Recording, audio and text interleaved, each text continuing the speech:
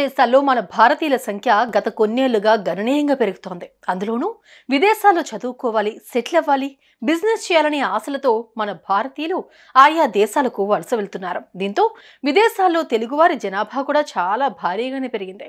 ఈ నేపథ్యంలోనే విదేశాల్లో చాలా రంగాల్లో భారతీయులు, అందులోనూ తెలుగువారు ఉన్నత స్థాయిలో ఉంటున్నారు. ఒక పక్క మన తెలుగువారు ఉన్నత స్థాయిలో ఉంటున్నారని ఆనందంగా ఉన్నా, మరోపక్క భారత సంతతికి చెందిన అనేక మంది గత కొంతకాలంగా విదేశాల్లో మరణిస్తున్నారు. ఇప్పటికీ అమెరికాలో ఇలాంటి ఘటనలు ఎక్కువ కాగా, ఇప్పుడు తాజాగా క్రైమ్ రేట్ చాలా తక్కువ ఉండే దేశం సింగపూర్ లోనూ చోటు చేసుకుంది. తాజాగా తెలంగాణకు చెందిన విద్యార్థి సింగపూర్ లో అనుమానాస్పద స్థితిలో మృతి చెందిన వార్త అక్కడి భారతీయులు, ముఖ్యంగా తెలుగు వారిలో భయాందోళన కలిగిస్తోంది.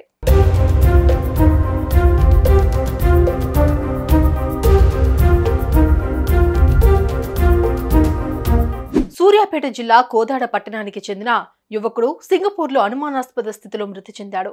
కోదాడ పట్టణానికి చెందిన పల్లి వ్యాపారి చౌడవరపు శ్రీనివాసరావు, చంద్రకళ దంపతులకు 2 కొడుకులున్నారు. పెద్ద కొడుకు హరికృష్ణ లండన్ లో ఉద్యోగం చేస్తున్నాడు. చిన్న కొడుకు పవన్ కూడా సింగపూర్ లో ఏడాదిన్నరగా సాఫ్ట్వేర్ ఉద్యోగిగా పనిచేస్తున్నాడు. సింగపూర్ లో ఉద్యోగం చేస్తూనే పవన్ అమెరికా వెళ్లే ప్రయత్నాల్లో ఉన్నాడు. ఈ నేపథ్యంలో సింగపూర్ లోని సెంటోసా బీచ్ వద్ద శుక్రవారం ఉదయం పవన్ మృతదేహాన్ని గుర్తించారు సింగపూర్ పోలీసులు.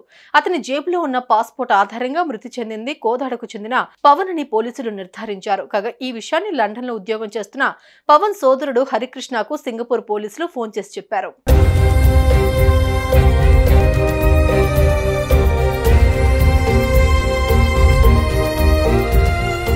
పవన్ మరణ వార్తను పెద్ద కుమారుడు హరికృష్ణ శుక్రవారం సాయంత్రం తమకు ఫోన్లో చెప్పాడని తల్లిదండ్రులు తెలిపారు. అంతా బాగానే ఉందని, గురువారం సాయంత్రం పవన్ తమతో మాట్లాడిన మాటలు చివరి మాటలయ్యాయని తల్లిదండ్రులు కన్నీరు మున్నీరుగా విలిపిస్తున్నారు. పవన్ మృతదేహాన్ని కోదాడకు తెప్పించేందుకు తల్లిదండ్రులు, అధికారులు ప్రయత్నిస్తున్నారు. పవన్ మృతితో కోదాడలో విషాద ఛాయలు అలుముకున్నాయి.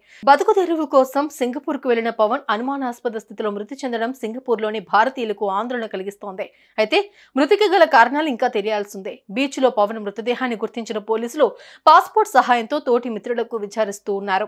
ఈ ఘటన ప్రమాదవశాత్తు జరిగిందా, ఒక్కడే వెళ్లి ఆత్మహత్య చేసుకున్నాడా, లేక ఎవరైనా అతన్ని చంపేశారా అనే దానిపై పోలీసులు దర్యాప్తు చేస్తున్నారు.